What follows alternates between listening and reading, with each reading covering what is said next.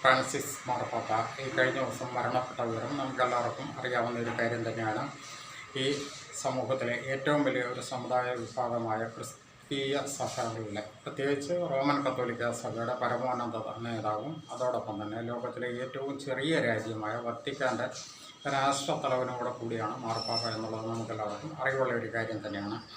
പ്രത്യേകിച്ച് ഫ്രാൻസിസ് മാർപ്പാപ്പ ഈ സമൂഹത്തിലെ സമുദായമായ റോമൻ കത്തോലിക്ക സഭയിലെ ചില തെറ്റായ മാർഗങ്ങൾക്കെതിരെ അദ്ദേഹം ശക്തമായി പ്രതികരിച്ചിരുന്നു.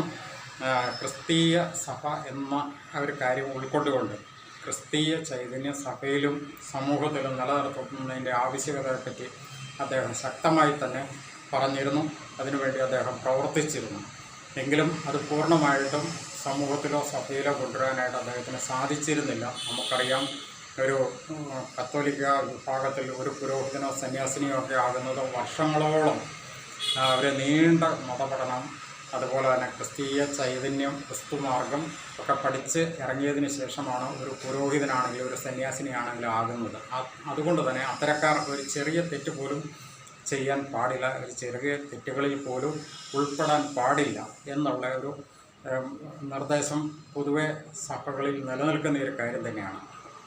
എന്നാൽ ഈ കാലഘട്ടത്തിൽ പല ക്രിസ്തീയ സഭാ പുരോഹിതന്മാരും സന്യാസിനികളും വളരെയധികം തെറ്റിൻ്റെ മാർഗത്തിലേക്ക് ചരിച്ചുകൊണ്ടിരിക്കുന്നത് നമുക്കെല്ലാവർക്കും അറിവുള്ള ഒരു കാര്യം തന്നെയാണ്. അതിനെതിരെ കൂടിയായിരുന്നു അദ്ദേഹത്തിൻ്റെ ആ ഒരു പ്രതികരണങ്ങളും അദ്ദേഹത്തിൻ്റെ നിലപാടുകളും അദ്ദേഹത്തിൻ്റെ പ്രവർത്തനങ്ങളും.